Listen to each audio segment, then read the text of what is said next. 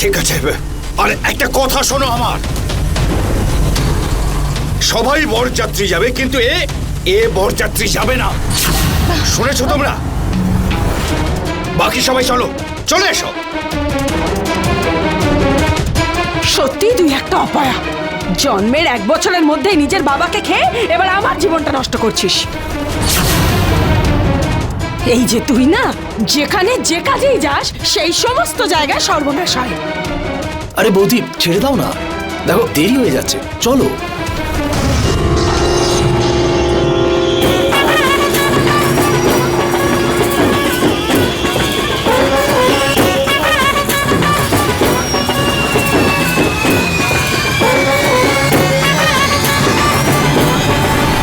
আমার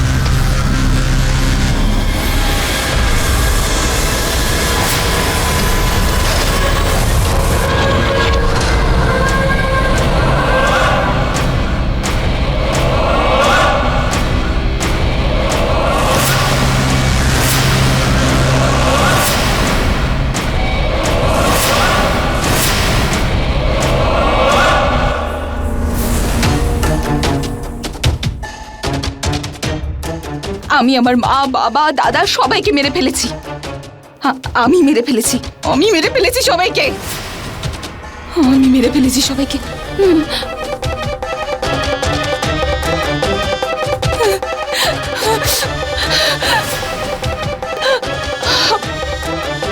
আমি মেরে ফেলেছি সবাইকে। নমস্কার, আমি অমিত পাচৌরি। ক্রাইম অ্যালার্টের আজকের এই এপিসোডে আমরা আপনাকে দেখাতে চলেছি অন্যায়ের এমন এক ভয়াবহ দৃশ্য যা গোটা দেশকে অবাক করে দিয়েছিল। এই গল্প হলো বিহারের পাটনা শহরের, যেখানে এক সম্ভ্রান্ত পরিবারের 5 জন লোককে নৃশংসভাবে মৃত্যুর মুখে ঠেলে দেওয়া হয়েছে। এর কারণ কি হিংসে ছিল, নাকি টাকার লোভ, না অন্য কিছু? জানার জন্য যাব আজ থেকে 15 বছর পেছনে।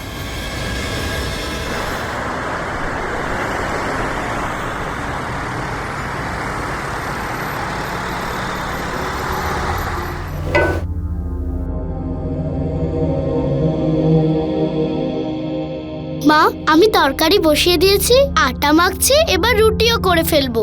ঠিক আছে, তাড়াতাড়ি রুটিগুলো বানিয়ে ফেল, বাবার খাবার সময় হয়ে গেছে। আরে জলটাও তো গরম হয়ে গেছে, যা গিয়ে দাদাকে দিয়ে দে, আর তারপর তরকারিটা নামিয়ে দিবি, বুঝেছিস? ঠিক আছে।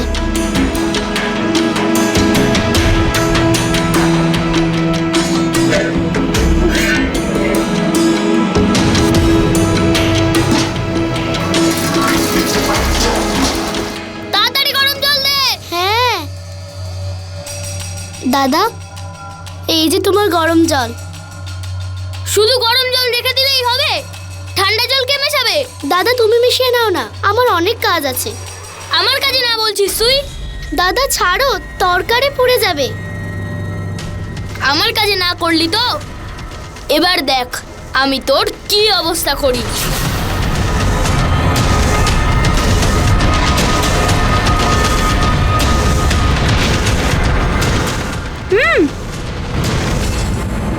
এবার দেখবি মজা। খুব শয়তানি শুরু করেছিস তাই না? বাবা, বাবা, আমি কি দোষ করেছি? দেখেছো, একে আমার ছেলেকে বিরক্ত করছে, তার উপর আবার জিজ্ঞাসা করছে যে আমি করেছিটা কি। বাবা, আমি ওকে গরম জল দিতে বলেছিলাম আর ও আমায় গরম জল দিয়ে পুড়িয়ে দিল। ভাগ্য ভালো আমার মুখটা পুড়ে যায়নি, না হলে তো ও আমার মুখটাও পুড়িয়ে দিত। দেখেছো, নিজের ওই রকম রূপ বলে আমার ছেলেটাকে পুড়িয়ে মারার চেষ্টা। মনে মনে শয়তানি বুদ্ধি পুষে রেখেছিস না? বাবা, দাদা ঠিক বলেছে। আমি নিজেও দেখেছি দাদার গায়ে গরম জল ঢেলে দিতে। আর বাবা জানো, কালকেও আমাকেও ধাক্কা মেরেছিল। কি? মিথ্যে কেন বলছো? আমি কখন ধাক্কা দিলাম? মা, আমি সত্যি বলছি, আমি কিচ্ছু করিনি। শোনো মিনা, আমি বলে দিচ্ছি, ওকে বোঝাও এখনো, তা না হলে একদিন আমার ছেলে মেয়েকে মেরেই ফেলবে। মা, আমি সত্যি বলছি, আমি কিচ্ছু করিনি। তুই যদি কিছু নাও করিস না, তাহলেও কিছু না কিছু গন্ডগোল হয়েই যায়। আরে তুই তো জন্মেছিসই অপয়া হয়ে।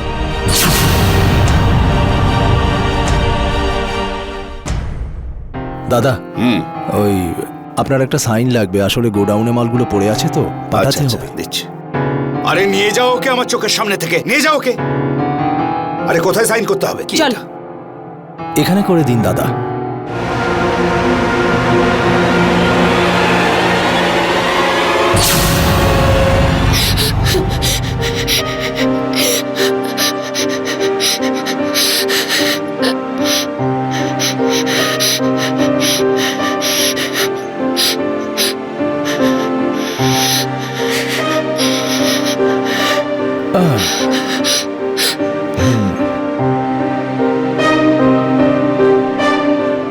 নাও না মা।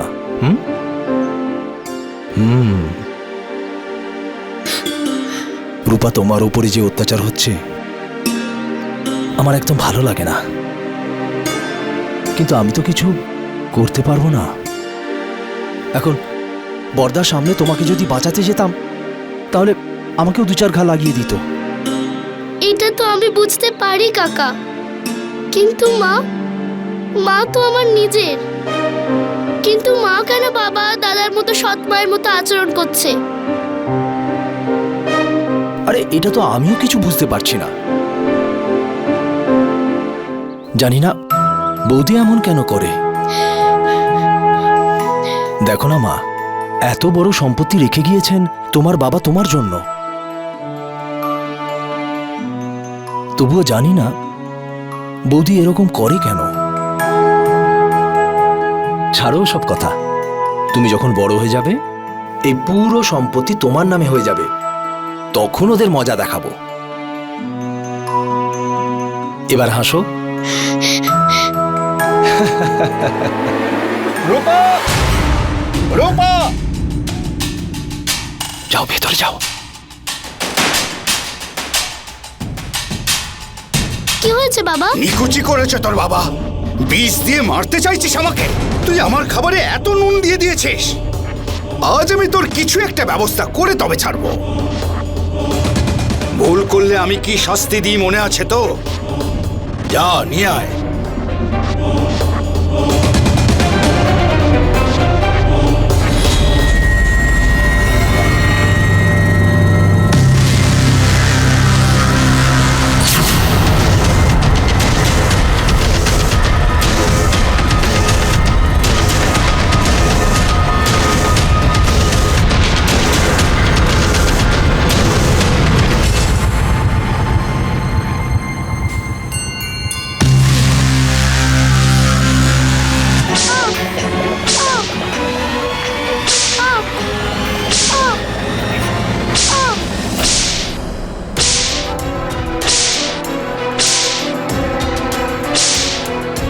তোমার সাহস হয় কি করে আমার মেয়ের জিনিসে হাত দেওয়ার? বলো। বাবা, এর না খুব হিংসা হয়। আমাকে এরকম সাজতে দেখে, তাই জন্যই বাবা আমার এত দামি ফাউন্ডেশন ফেলে ভেঙে দিয়েছে। বাবা, এটা সেই ফাউন্ডেশনটা যেটা তুমি দিল্লি থেকে আমার জন্য নিয়ে এসেছিলে, আর সেটা নষ্ট করে দিয়েছে। দেখছো কি, তুমি আমার ছেলে মেয়েদের মতো হতে চাও? নিজের মুখটা ভালো করে দেখেছো? কোথায় তুমি আর কোথায় এরা? এদের দুজনের শরীরে আমার রক্ত বইছে। 7 জন্ম তপস্যা করেও এইরকম হতে পারবে না কোনোদিন। পরিষ্কার করছিলাম, হাত লাগার ফলে পড়ে ভেঙে গেছে, ইচ্ছে করে ভাঙিনি আমি। দেখো, আরে দাঁড়িয়ে দাঁড়িয়ে এভাবে অজুহাতি দিতে থাকবি নাকি ক্ষমাটাও চাইবি? আরো ক্ষমা চাইবো নাকি যাবো এখান থেকে? কথা শোনো। দাদা, ওই ফোন এসেছিল, মেয়ের বাড়ি সব লোক পরশুদিন আসবেন আমাদের সুরেশকে দেখতে। হ্যাঁ শোনো, পরশুদিন মেয়ের বাড়ির লোকেরা আসছে। ওদের সামনে এমন কোনো ব্যবহার করো না যাতে আমাদের সম্মান নষ্ট হয়। মাথায় ঢুকলো কিছু? আচ্ছা যাও এখান থেকে। শোনো, খুব ভালো করে প্রস্তুতি শুরু করো, খুব ভালো করে। ওনারা বড় পরিবারের।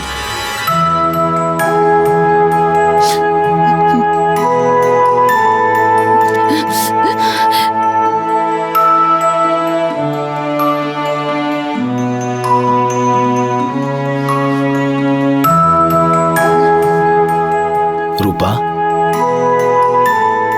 দেখো যেভাবে তুমি সহ্য করে চলেছ,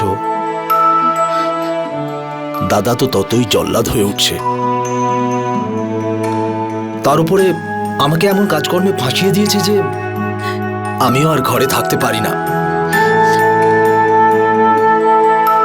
আমি একটা কথা কিছুতেই বুঝতে পারছি না, যখন 2 বছর আগে আইনানুগভাবে সবকিছু তোমার হয়ে গেছে, তাহলে তাহলে তোমার অংশটা তুমি বুঝে নিচ্ছ না কেন? একটা কথা বলি, দেখো তুমি যদি সত্যি চাও তাহলে 2 দিনে সব পথে এসে বসবে।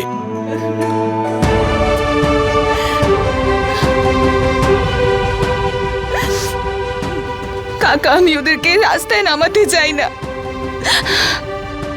আমি তো শুধু চাই ওরা আমাকে এখানে সম্মানের সঙ্গে থাকতে দিই, ব্যাস। সব ঠিক হয়ে যাবে মা। এখন তুমি মায়ের কাছে কোনো আশা রাখি না। এখন আমি কি করবো কাকা?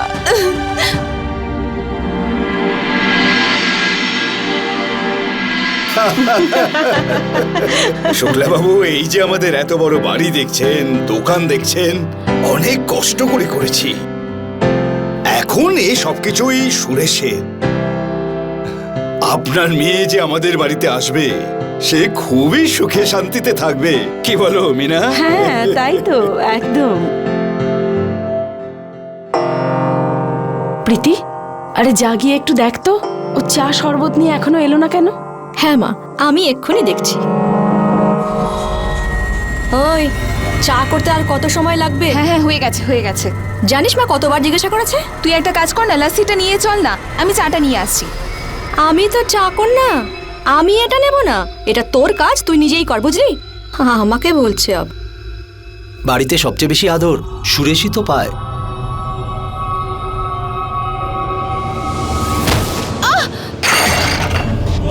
আরে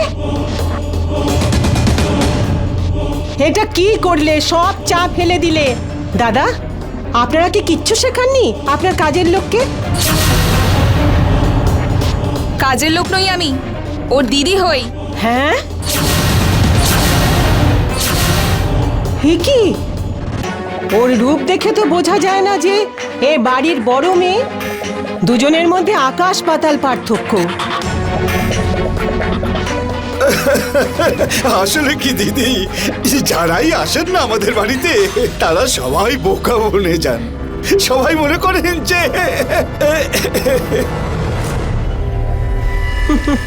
আচ্ছা আচ্ছা, আমি বুঝতে পেরেছি, ও অনাথ, তাই না? অনাথ আশ্রম থেকে নিয়ে এসেছেন। এমনিতে দাদার অভ্যেস আছে মানুষের উপকার করার। ভালোই হয়েছে আপনি একজন গরিবকে আশ্রয় দিয়েছেন।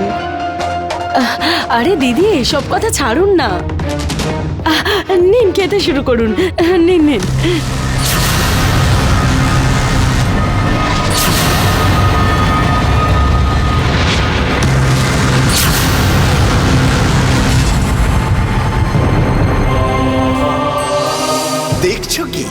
তুমি আমার ছেলে মেয়েদের মতো হতে চাও? নিজের মুখটা ভালো করে দেখেছো? তুই যদি কিছু নাও করিস না, তাহলেও কিছু না কিছু গন্ডগোল হয়েই যায়। আরে তুই তো জন্মেছিস অপয়া হয়ে। এদের দুজনের শরীরে আমার রক্ত বইছে। 7 জন্ম তপস্যা করেও এইরকম হতে পারবে না কোনোদিন। ওর রূপ দেখে তো বোঝা যায় না যে এ বাড়ির বড় মেয়ে। নাও এসে গেছে রূপারানী। আরে নাম রূপাকে রেখেছে, নাম তো কুরূপা হওয়া উচিত ছিল। আরে ভাই, একটা জিনিস তো আমি বুঝতে পারি না, এর ছোট বোন একেবারে ডাগর ডগর আর এ একেবারে শুকনো লেবু।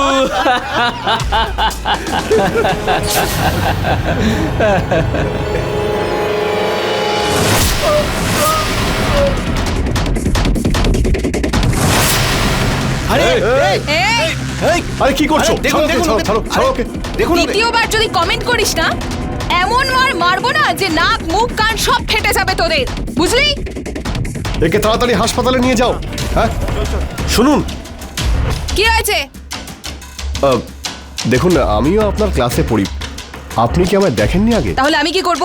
দেখুন আমি জানি ওরা আপনাকে আজে বাজে কথা বলছিল, কিন্তু আমার মনে হয় যে আপনার এই এত রাগ এদের কথার জন্য নয়, আপনার অন্য কোনো ক্ষোভ আছে যা আপনি এদের উপরে মিটাচ্ছেন। আর এমনিতেও সবসময় দেখি আপনি রেগে থাকেন। শুধু এটা বলতে চাই যে তোমায় রাগলে একদম ভালো লাগে না।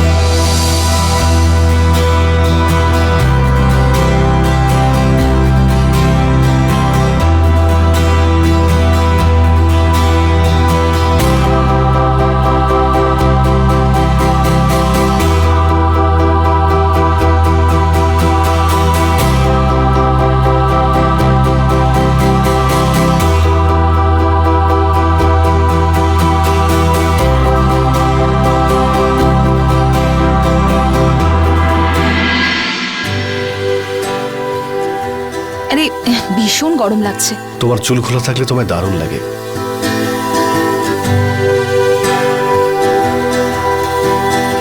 আচ্ছা তোমার দাদার বিয়ে কবে?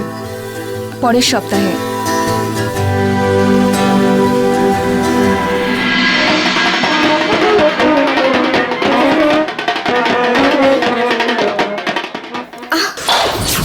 কি করলে তুমি এটা দিদি?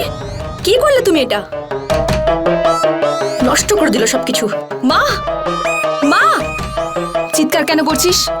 তুই ফেলেছিস না? কোথায় চোখ ছিল তোর? মা দেখো দিদি কি করেছে। সর্বনাশ! এবার ওখানে আমি কি নিয়ে যাব? কি বা বলবো যে বউয়ের জন্য আশীর্বাদের জোড়াটাও আমরা নিয়ে যেতে পারলাম না, কারণ আমাদের বাড়িতে শত্রু বসে রয়েছে। এসব জেনে বুঝেই করেছে। আজ আমি ছাড়বো না ওকে কিছু। দাদা ছেড়ে দাও না দাদা, আসলে ব্যাপারটা হচ্ছে শুভ কাজে দেরি হয়ে যাচ্ছে। আরে জোড়া খারাপ হয়ে গেছে, রাস্তায় না হয় আর একটা শাড়ি কিনে নেবো। ঠিক আছে, আরে একটা কথা শোনো আমার। সবাই বরযাত্রী যাবে, কিন্তু এ বরযাত্রী যাবে না। শুনেছো তোমরা? বাকি সবাই চলো, চলে এসো। সত্যি তুই একটা অপয়া। জন্মের 1 বছরের মধ্যেই নিজের বাবাকে খেয়ে এবার আমার জীবনটা নষ্ট করছিস। এই যে তুই না, যেখানে যে কাজেই যাস সেই সমস্ত জায়গায় সর্বনাশ হয়। আরে বৌদি ছেড়ে দাও না, দেখো দেরি হয়ে যাচ্ছে, চলো।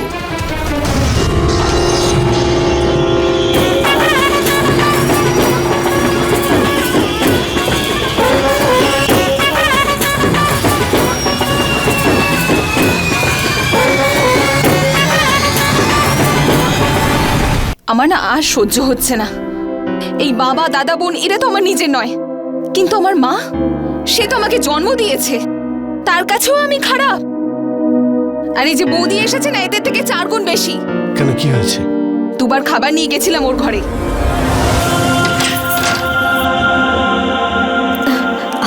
ছাড়ো ছাড়ো না। আরে আসলে খাবারটা তুমি কি করছো এখানে? তাহলে বাচ্চা তুমি ঘরে ঢোকার আগে নক করতে পারোনি? হ্যাঁ, আসলে দরজাটা খোলা ছিল তাই আমি চলে এসেছি। জল খাবারটা দিয়ে বেরিয়ে যাও এখান থেকে, বেরাও এখান থেকে।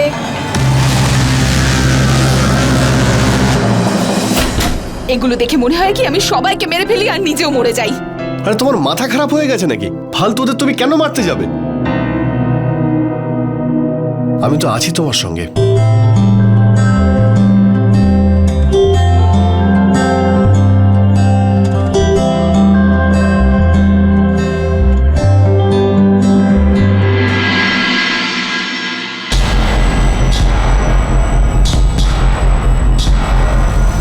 এই যে শোনো,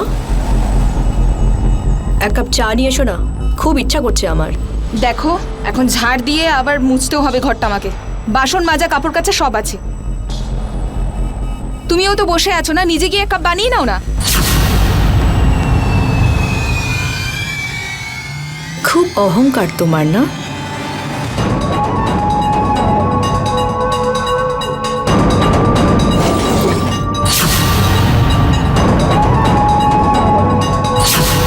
এমন টাইট দেব না তোমাকে, সব অহংকার তোমার একবারে বেরিয়ে যাবে।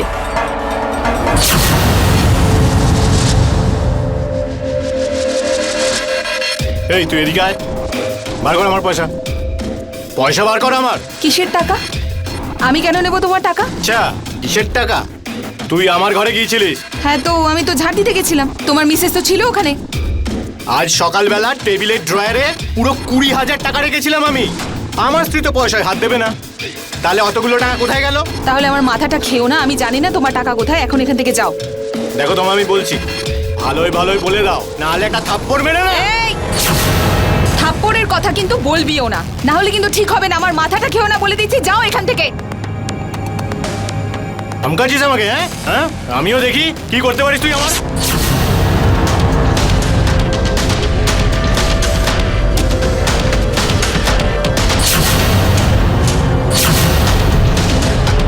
তোমার লজ্জা করে না তাই না?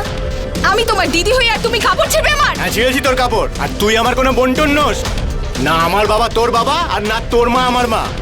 তার মানে যে তোমার মা হবে না, দিদি হবে না, তার কাপড় জামা ছিড়বে তুমি? হ্যাঁ, গিয়ে দেখাচ্ছি তোমার এই আচরণটা তোমার বাবাকে, ঠিক আছে? তারপর সে তোমার কি অবস্থা করে সেটা তুমি দেখো, ঠিক আছে?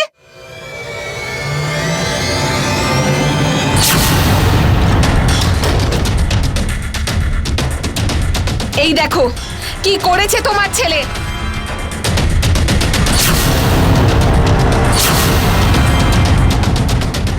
ধর্ষণ করার চেষ্টা করছিল আমাকে।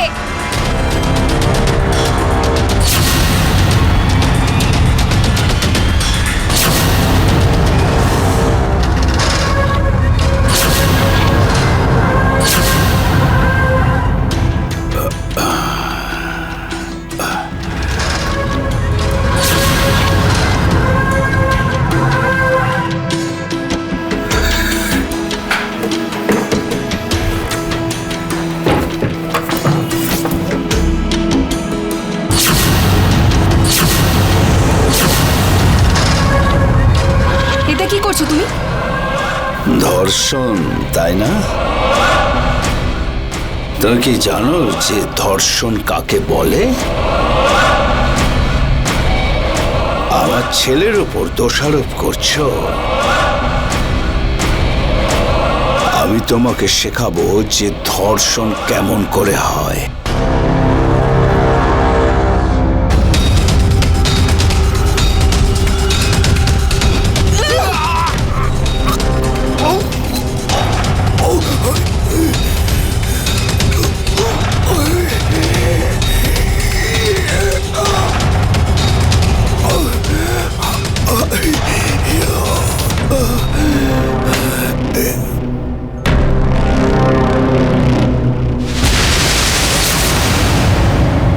এসব কি হচ্ছে এখানে?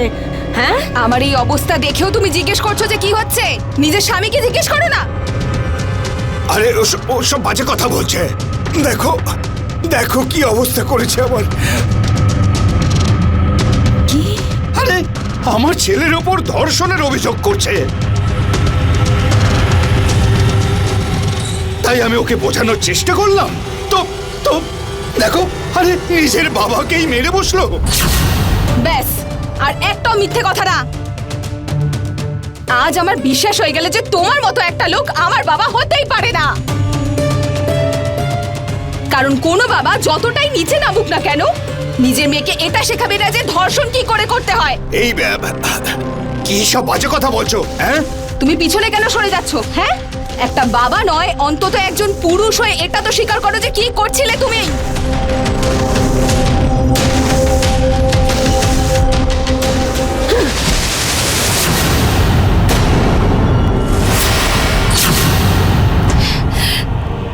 ব্যাস মা, এরা তো আমার নিজের কেউ নয়, কিন্তু তুমি তো আমার নিজের মা। তুমি কেন এরকম ব্যবহার করো আমার সঙ্গে? তুমি কি জানো এই কথাটা আমি আজ অব্দি বুঝতে পারিনি। এই দেখো, আজ তো এই আমার স্বামী আর শ্বশুর মশাই কেউ ছাড়লো না। কোথাকার পরি ভাবো তুমি নিজেকে? আরে তোমাকে তো কোনো পুরুষ চোখ তুলে দেখাই পছন্দ করবে না।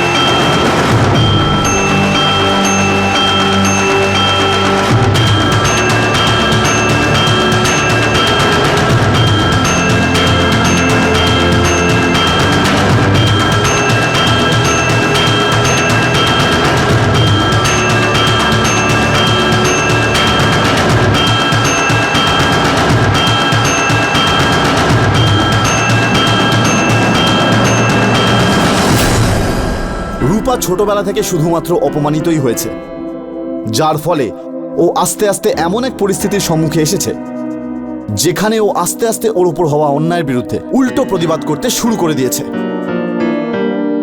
লালসি এবং সুরেশ যা করেছে তা খুবই ঘৃণ্য একটা কাজ। এবং অন্যদিকে রূপার মায়ের একটি ভাবনা যে ও অপয়া। এই সব কিছু মিলিয়ে রূপার মধ্যে যে ঘেন্নার আগুন জ্বলছিল সেটাকে আরো বাড়িয়ে দেওয়া হলো, এবং এর পরিণাম খুবই ভয়ঙ্কর হতে চলেছিল। এখন যখন লজ্জা, ঘেন্না, ভয়ের সব সীমানা পেরিয়ে গেছে, তো এর পরের পদক্ষেপ কি হবে রূপার? কি হতে চলেছিল?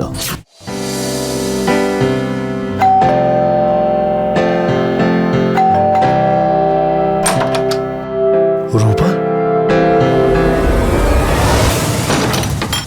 কি হলো? রূপা কি হয়েছে? রূপা কি হয়েছে? সব ঠিক আছে তো? তুমি ওকে কি পছন্দ করো না? কি বলতে চাইছো? তো তোমার কাছেও কি আমি কুৎসিত? রূপা এসব এসব না না, বলো আমাকে। তুমি এসব কি কথা বলছো? হ্যাঁ, এগুলো সত্যি নয়।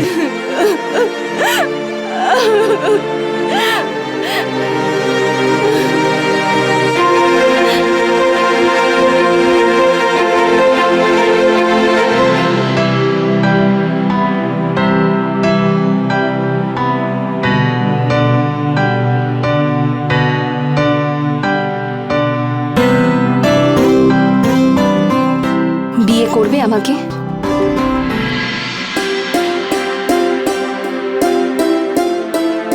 আজ থেকে তোমরা দুজন আইনগতভাবে স্বামী স্ত্রী। তোমাদের অনেক অনেক অভিনন্দন। আরে ব্যাস ব্যাস, ঠিক আছে ঠিক আছে, সারা জীবন সুখে থেকো। কাকা, ছোট থেকে আজ পর্যন্ত তুমি সব সময় আমার সঙ্গে ছিলে। আমি যতটা যা পেরেছি চেষ্টা করেছি। আমার তো মনে হয় যে এবারে সময় এসেছে ওদের সবাইকে তোমাদের বিয়ের কথা বলে দাও। কাকা, আমার কারোর সঙ্গে কোনো সম্পর্ক নেই, তাই জন্য তোমাকে ছাড়া আমি আর কাউকে কিচ্ছু বলিনি। এ আবার কি সব কথা বলছো? আরে ওই বাড়িতে তোমার অধিকার আছে, নিজের অধিকার কি তুমি বুঝে নেবে না? কাকা, আমি তো তোমাকে আগেও বলেছি যে আমার ওই বাড়ি, ওখানকার সম্পত্তির উপর কোনো লোভ নেই। আমি তো শুধু ব্যাস আমার স্বামীর সঙ্গে সুখী থাকতে চাই। সারা জীবন সুখে থেকো তোমরা দুজন।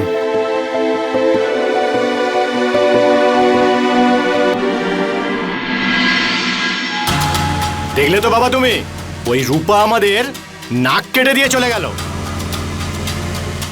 আমার যদি হাত চলতো না, ওর গলা কেটে দিতাম।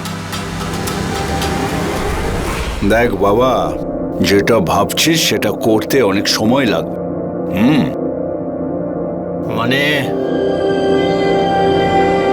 খুব ভালো হয়েছে ও নিজেই বিয়ে করে নিয়েছে, না হলে ওর জন্য আমাদের ছেলে দেখতে হতো, বরপণ দিতে হতো, সম্পর্ক রক্ষা করতে হতো।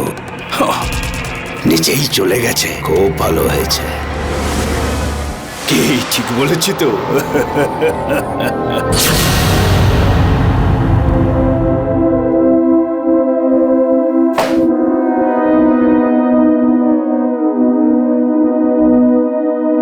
এই নাও।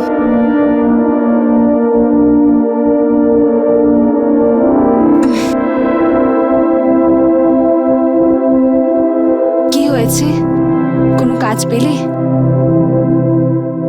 না, পড়াশোনাটাও কমপ্লিট করতে পারলাম না, তার উপর এক্সপিরিয়েন্সও নেই, তাই কাজ পেতে খুব প্রবলেম হচ্ছে। আরে তুমি এত চিন্তা করো না, চেষ্টা করতে থাকো, দেখবে কিছু না কিছু তুমি পেয়েই যাবে। কিন্তু রূপার টাকাও তো শেষ হয়ে আসছে। আচ্ছা, একটা কাজ করো, এই নাও। আরে নাও না। আরে নিজের জন্য নয়, অন্তত সন্তানের কথা তো ভাবতে হবে, তাই না? আচ্ছা তুমি বসো, আমি আসছি একটু। রূপা, রূপা কি হলো কি? হ্যাঁ, খুব ব্যথা করছে রূপা? রূপা, হ্যাঁ, তোমার খুব কষ্ট হচ্ছে? একটু সহ্য করো, আমি এক্ষুনি আসছি, আমি ট্যাক্সি নিয়ে আসছি।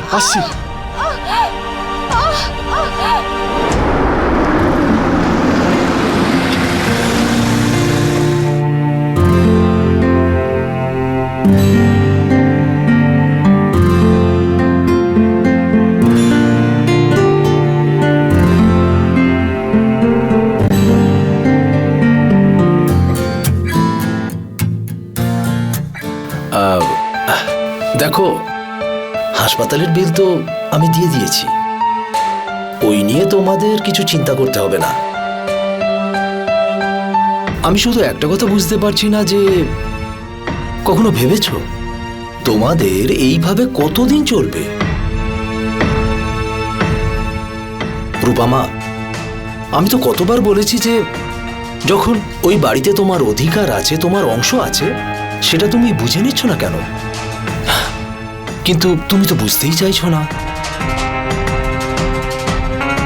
না না, সেরকম নয়, 2-3 জায়গায় কথা হয়েছে, কোথাও না কোথাও নিশ্চয়ই কাজ পেয়ে যাব। ভালো কথা তো জামাই যে কাজ তুমি পাবে, কিন্তু আমি এটা বুঝতে পারছি না যে যখন সম্পত্তিতে রূপার এত বড় অংশ আছে, তাহলে এইভাবে না খেয়ে মরার মানেটা কি? চাইলে ও রাজ করতে পারে। তোমরা দুজন কমপক্ষে নিজেদের ব্যাপারে না হলেও তোমাদের সন্তানের ব্যাপারে ভাববে তো। দেখুন, সত্যি কথা বলতে আমি আসলে একদমই চাই না যে রূপা ওদের কাছে গিয়ে হাত পাতুক।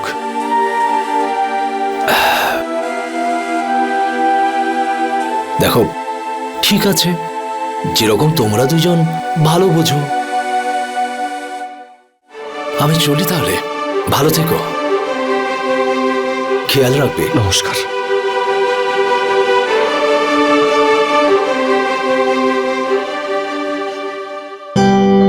দেখো, কাকা যখন বলছে তখন ঠিকই তো বলছে। আমিও অনেক ভাবলাম, দু হাত জোর করে ওদের সামনে আমি নত হবই বা কেন? এটা তো আমার অধিকার, তাই না? আমার জন্য নয়, অন্তত আমার মেয়ের জন্য তো নিতেই পারি। আর যদি ওরা না দেয় তাহলে? যদি না দেয় না, তাহলে এবার আমার থেকে খারাপ আর কেউ হবে না। পাগল হয়ে গেছিস নাকি? একটা টাকা পাবি না তুই। ভিক্ষা করছি না তোমার কাছে, আমার অধিকারটা আমি চাইছি। আর তাছাড়াও এখানে যা যা সম্পত্তি রয়েছে না, এই সব কিছু আমার বাবার তৈরি। আর ওনার কাগজপত্র অনুযায়ী এই সব কিছু না আমার আর আমার মায়ের নামে রয়েছে। সেই জন্য আমি তো শুধু ছোট একটা অংশ চাইছি, দিয়ে দাও চুপ করে। আর আমার কিচ্ছু চাই না। তোর ওই ভিখারি স্বামী আর সন্তানকে নিয়ে বেরিয়ে যায় এখান থেকে, নাহলে তোদের এত ভাগ করবো না কেউ গুণে শেষ করতে পারবে না। দেখো, তোমরা সবাই না আমাকে অনেক অপমান করেছো, আমি এত সহ্য করেছি, কিন্তু আমার বাচ্চা আর আমার স্বামীকে অপমান করলে কিন্তু সেটা সহ্য করব না, বলে দিচ্ছে কিন্তু আমি। হ্যাঁ, যা যা, চলে যা এখান থেকে। তোকে তো আমি দেখাচ্ছি, ধরো তো ওকে। রূপা, আমার দিব্যি আর আমাদের বাচ্চার দিব্যি, এসব ছাড়ো। আর রূপা, তুমি চলো এখান থেকে, আমি বলছি। আজ কিন্তু ঠিক করলে না তোমরা, তোমাদেরকে আমি কোর্ট পর্যন্ত নিয়ে যাব, রাস্তায় নামিয়ে আনবো তোমাদের। চলো এখান থেকে। রাস্তায় তোকে আজকে পাগল হয়ে গেছিস? বসে এখানে।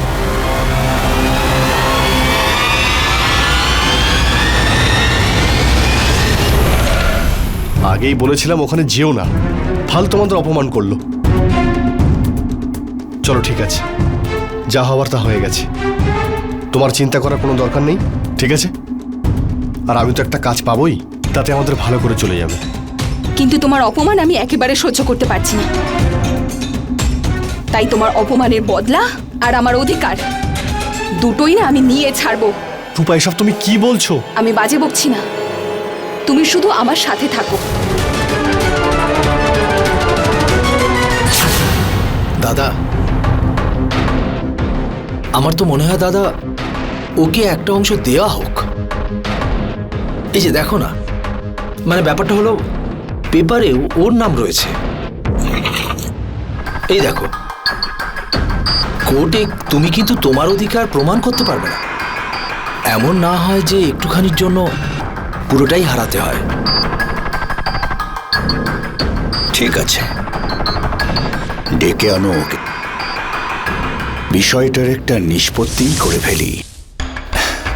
ও তো জেদ ধরে বসে আছে, মিটমাট করার কোনো জায়গাই নেই। কোনো অন্য রাস্তা দিয়ে ডাকতে হবে। সেটা কিভাবে? তোমার বিবাহ বার্ষিকী আগামী সপ্তাহে, ওদেরকেও নিমন্ত্রণ করে দিই। একটু ভালোবেসে দুটো মিষ্টি কথা বলতে পারলে তাহলে ব্যাপারটা মিটমাট হয়ে যাবে। আর একটা কথা বলি দাদা, যতদিন মামলা কোর্টে চলছে, কম করে ততদিন অন্তত ওর সাথে ভালো করে কথা বলো। এরপর তোমার মর্জি।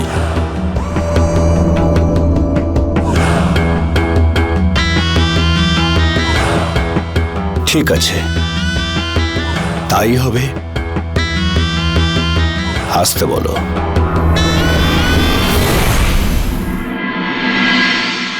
বাবা, যেটা হওয়ার সেটা হয়ে গেছে। আমরা এখন ঠিক করেছি যে তোমাদের যা ভাগ সেটা আমরা দিয়ে দেব। বাবা, তুমি আমাদের কথা এতটা ভেবেছো, ব্যাস সেটাই অনেক। আর কোর্ট কেসে যে ব্যাপারটা সেটা আমি ফেরত নিয়ে নেব। আচ্ছা বাবা, তাহলে এবার আমরা আসি। হ্যাঁ, রাত হয়ে যাচ্ছে। হ্যাঁ বাবা, আজ আমার বিবাহ বার্ষিকীর দিন। রান্না হয়ে গেছে, আর এমনিতেই অনেক রাত হয়ে গেছে। এখানেই থেকে যাও। এমনিতেও কাল উকিল আসবেন বাড়িতে, কাগজপত্রে সব সই করে নিও। কি কৈলাস? হ্যাঁ,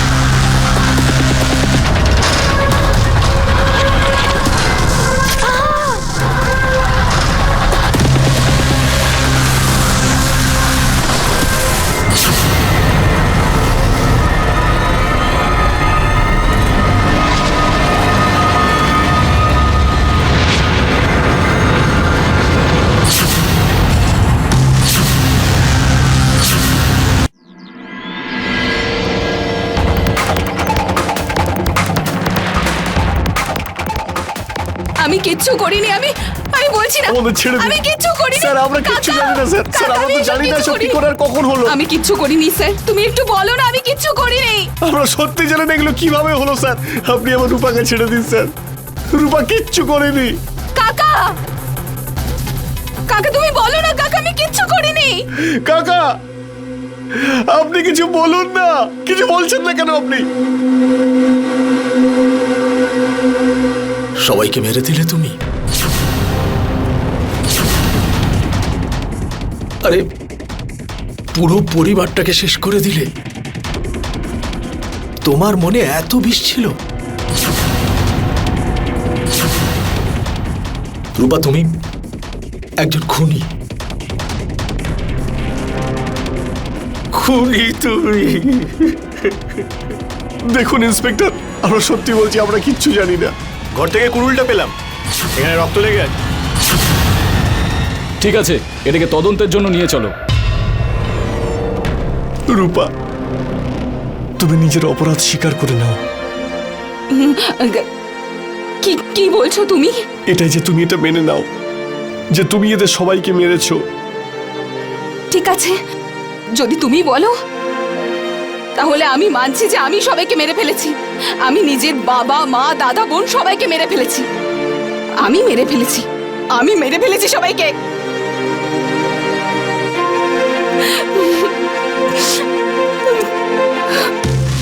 লাল সিং পরিবার হত্যাকাণ্ড আমি রূপা সিং অপরাধ স্বীকার করেছে। পাগল হয়ে গেছে মেয়েটা।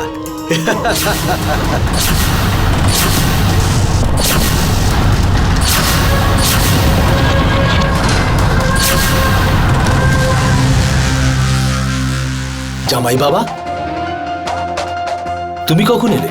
ব্যাস আপনাকে অভিনন্দন জানাতে এসেছি। আপনি যা ভেবেছিলেন তাই হয়েছে। তার মানে কি? এই কি বলছো তুমি? মানে এটা যে সবার আগে আপনি রূপাকে ওর পরিবারের বিরুদ্ধে উস্কিয়ে ওর নামে দোষ দিয়ে সবাইকে খুন করে বেঁচে গেলেন, আর আজকে এই সমস্ত প্রপার্টি আপনার হয়ে গেল। ঠিক আছে, সব সম্পত্তি আমার হয়ে গেল তো। বুদ্ধিমান ছেলে। বুদ্ধিমান তো অবশ্যই, তবে বোকামি আপনি করছেন। আসলে সমস্ত চাল আপনি নন, আমি চালছিলাম। এখন তো আমি রূপাকে দিয়ে ওর অপরাধ স্বীকার করিয়ে নিয়েছি, কিন্তু জানেন তার ঠিক আগে ও সমস্ত প্রপার্টি আমার নামে করে দিয়েছে।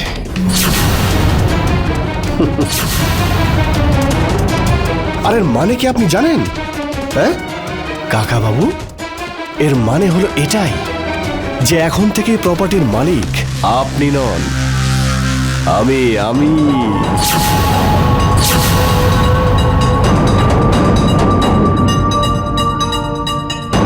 দেখো জামাই বাবা, এখন যা হবার তা তো হয়েই গেছে।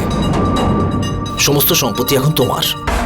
আমাকে শুধু একটা ছোটখাটো অংশ দিয়ে দাও। আমি তো সারা জীবন ধরে খেটেছি। ব্যাস দেখো, আমি তোমাকে কোনো সমস্যায় ফেলবো না। আমার এইটুকু কথা তুমি মানবে না? জামাই বাবা, এবার এখানে শান্তিতে চুপচাপ তোকে মেরে ফেলবো। কে আর কি করে জানতে পারবে কেন মরলো, কেন মরলো, কি মরলো। ওকে ছেড়ে দাও, না হলে গুলি করে দেবো। এই ছাড় ছাড় ছাড়। এখানেও আপনি হেরে গেলেন কাকা বাবু। আপনার চাল আমি বুঝতে পেরেই আমি পুলিশকে সবকিছু বলে আপনাকে অ্যারেস্ট করার প্ল্যান বানিয়েছি। রূপাকে আমিই বলেছিলাম ও যেন সমস্ত দোষ স্বীকার করে নেয়, আর এই মিডিয়াতে প্রচার হওয়াতে তুমি ফেঁসে গেছো কাকা বাবু।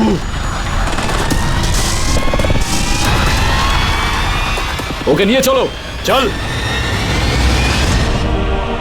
লালসি, ওর স্বামী, ছেলে, বৌমা আর মেয়ে এরা প্রত্যেকে মারা গেছে। এবং লাল সিং এর নিজের ভাই কৈলাস ওকে এই সব কিছুর হত্যার এবং পুলিশকে মিথ্যা কথা বলার অপরাধে আদালত ওকে ফাঁসির শাস্তি শোনায়, যার বিরুদ্ধে ও আদালতে উবরি আপিল করে।